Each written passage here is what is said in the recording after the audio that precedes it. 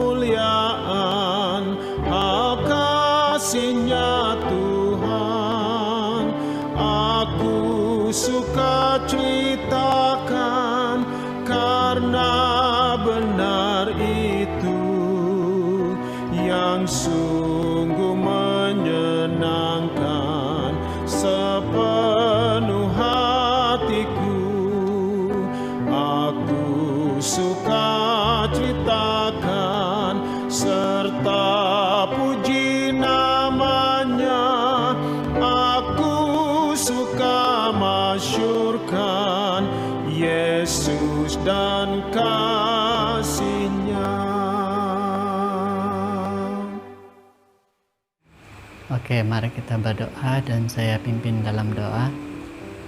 Tuhan Allah Bapa kami yang bertakhta di kerajaan surga, puji syukur ya Tuhan karena kami dapat berkumpul lagi di dalam kebaktian online. Biarlah Tuhan memberkati kami semua. Dan sebentar nanti kami kesempatan untuk mendengar firman-Mu yang akan disampaikan oleh hamba-Mu. Biarlah apa yang hamba-Mu sampaikan itu kami dapat mendengar dengan baik. Tuhan, terima kasih ya Tuhan karena sudah mendengar doa ini dan mengampuni dosa kami. Di dalam Tuhan Yesus kami sudah berdoa. Amin. Semoga kita diberkati Tuhan.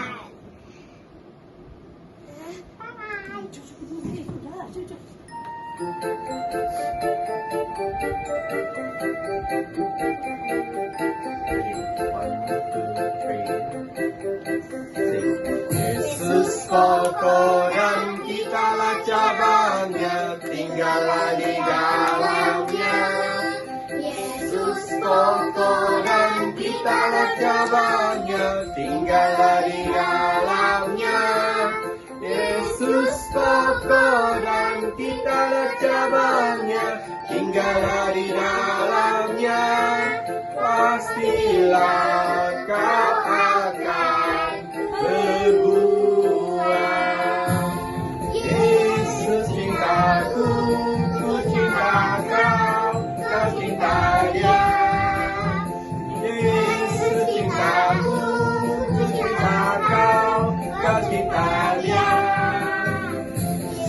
pokok dan kitalah cabangnya, tinggallah di dalamnya. Yesus pokok dan kitalah cabangnya, tinggallah di dalamnya. Yesus pokok dan kitalah cabangnya, tinggallah di dalamnya. Pastilah kau akan berbuah.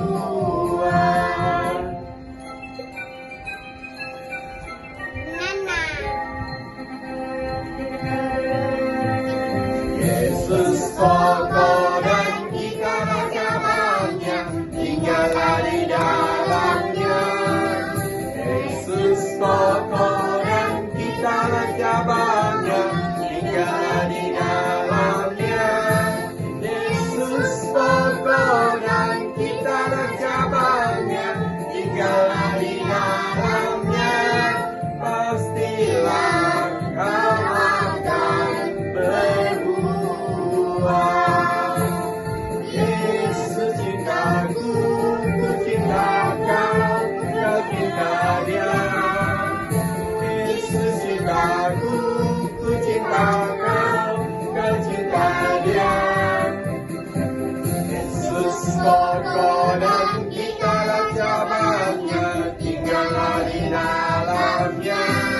Yesus pokok dan kitalah cabangnya, tinggallah di dalamnya. Yesus pokok dan kitalah cabangnya, tinggallah di dalamnya. Pastilah kau akan berbuah.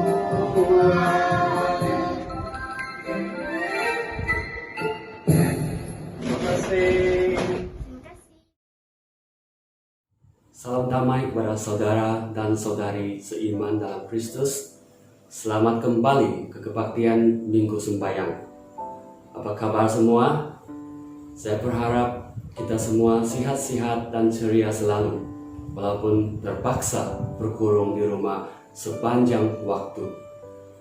Pelajaran kita pada hari ini bertajuk Gaya Hidup Kristen dan Buah Roh.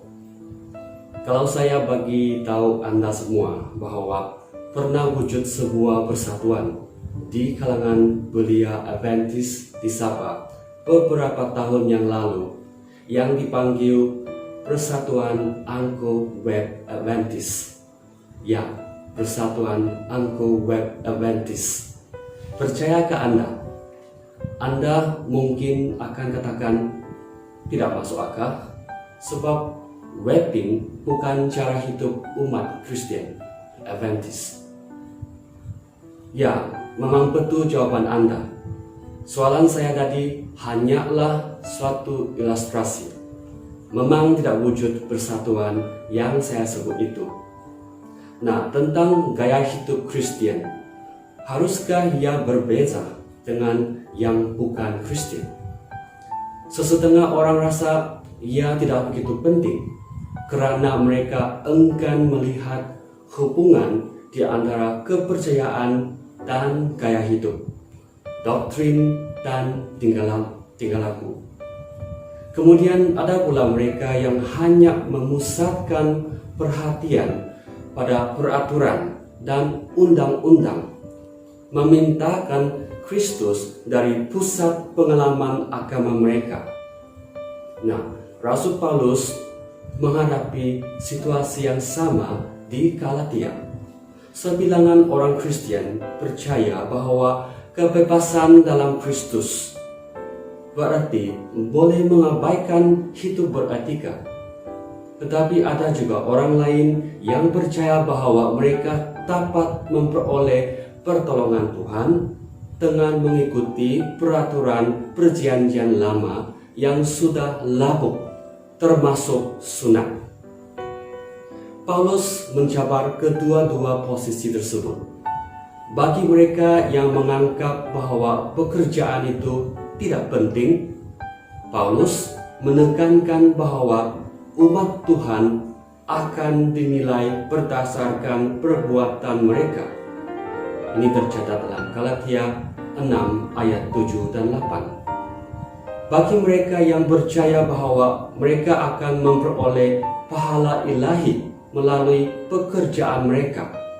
Paulus menekankan bahwa seseorang itu diperbenar bukanlah karena mengerjakan hukum Taurat, tetapi karena beriman akan Kristus Yesus.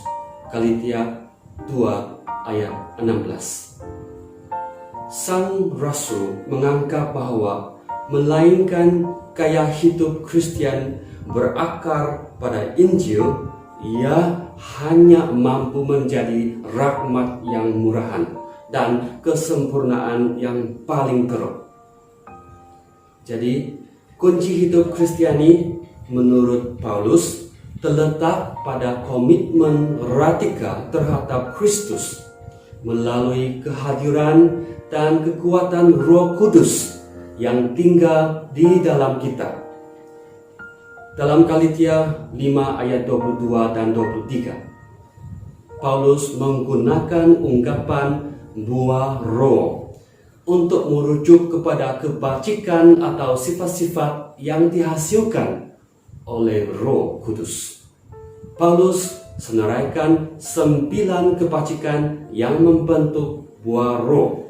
Ini termasuk kasih, sukacita, damai sejahtera, kesabaran, kemurahan, kebaikan, kesetiaan, lemah lembut, dan penguasaan diri. Kita dipanggil untuk menunjukkan semua kebajikan ini yang mewakili watak Kristus untuk dinyatakan kepada orang lain sebagai pengikut-pengikutnya. Buah roh bukanlah buatan manusia, melainkan diberikan oleh Tuhan.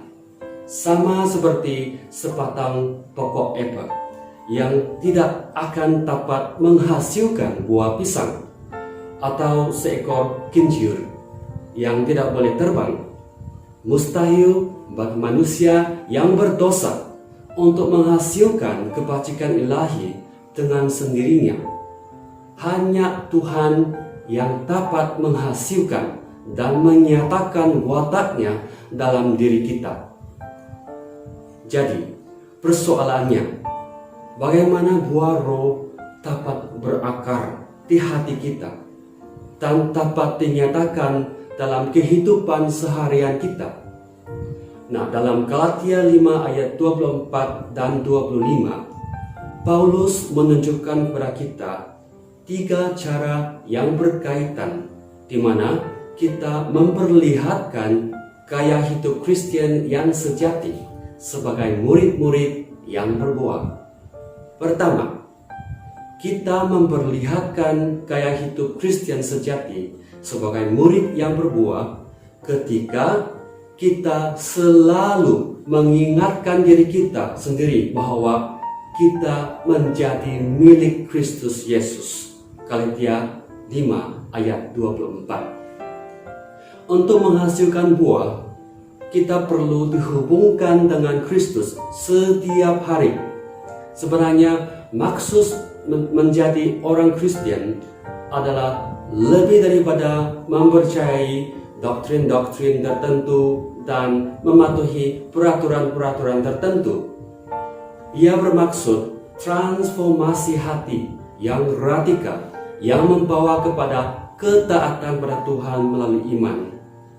Kedua, kita memperlihatkan gaya hidup Kristen yang sejati sebagai murid-murid yang berbuah apabila kita menyalipkan daging dengan segala hawa nafsu dan keinginannya.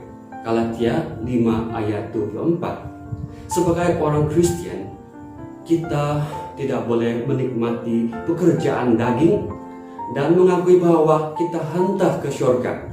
Kita perlu mematikan diri kita. Ada seorang yang bernama Dietrich Bonhoeffer menulis, ketika Kristus memanggil seorang lelaki, dia meminta kepadanya untuk datang dan mati.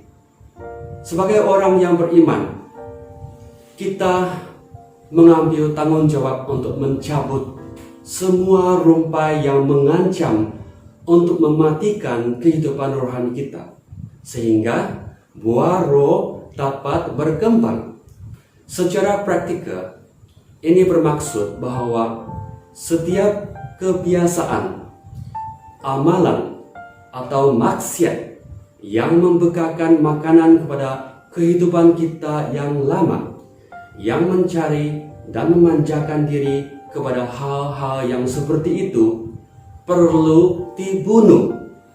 Gaya hidup Kristen yang sejati adalah menyangka diri. Ketiga, kita memperlihatkan gaya hidup Kristen yang sejati sebagai murid yang berbuah ketika kita hidup dalam roh. Galatia 5 ayat 25. Hidup dalam roh bermaksud dikawal oleh Roh Kudus di setiap bidang kehidupan kita, dari pemikiran dan emosi terdalam kita sehinggalah kepada hubungan dan interaksi harian kita.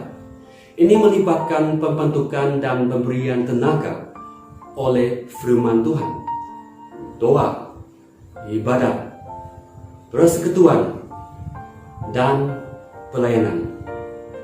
Penting untuk diingat bahwa setiap gaya hidup Kristen yang tidak dipimpin oleh roh akan gagal dengan teruk.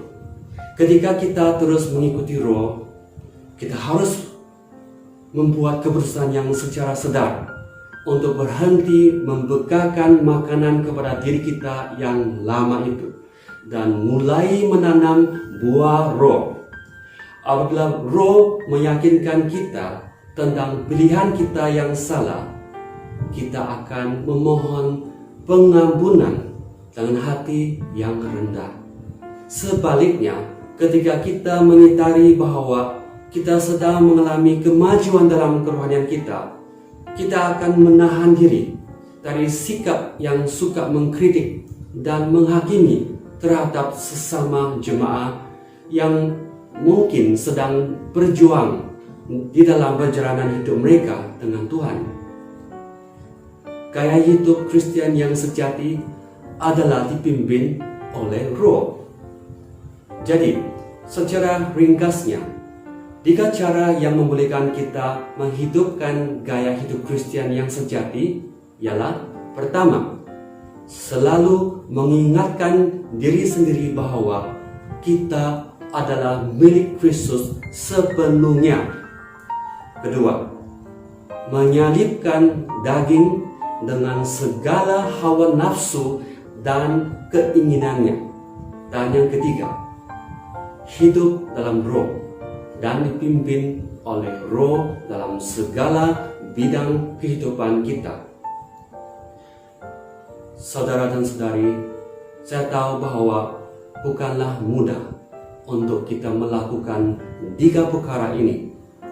Namun, dengan kuasa ilahi yang memungkinkan usaha kita, saya percaya kita akan dapat melakukan apa yang benar. Jadi, saudara dan saudari yang dikasihi, marilah kita sama-sama belajar untuk menyatakan buah roh dalam hidup kita dan menghidupkan gaya hidup Kristen seperti yang dikehendaki oleh Tuhan. Saya pasti ini akan menjadi pengalaman hidup yang amat menarik untuk kita semua. Sampai di sini saja perkongsian saya pada hari ini. Mari kita tutup kebaktian ini dengan doa. Ya Allah Bapa yang di surga, terpujilah nama-Mu ya Tuhan. Terima kasih Tuhan, sebab dalam mengajak kami tentang perlunya dan pentingnya untuk kami menghidupkan gaya hidup Kristen yang sejati, yang akan menghasilkan buah roh, dan juga mengajak kami ya Tuhan tentang 3 cara yang membolehkan kami mencapai tujuan tersebut. Ya Tuhan, bantulah kami, manusia yang lemah ini, supaya kami menjadi milik-Mu sepenuhnya, supaya kami dapat senantiasa menyalibkan segala hawa nafsu dan keinginan daging. Biarlah Roh Kudus terus memimpin kami dalam segala aspek kehidupan kami. Kiranya Tuhan ampuni dosa-dosa kami. Dalam ucapan syukur kami berdoa dalam nama Yesus. Amin.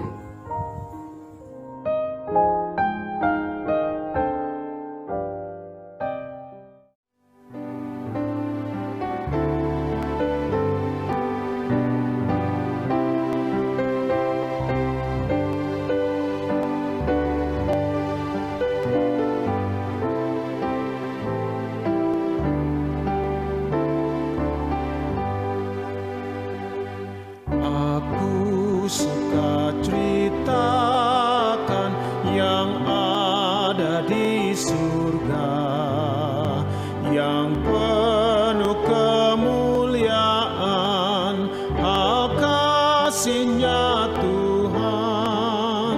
Aku suka ceritakan karena benar itu yang sungguh menyenangkan sepenuh hatiku. Aku suka ceritakan serta puji namanya. Aku suka masyurkan Yesus dan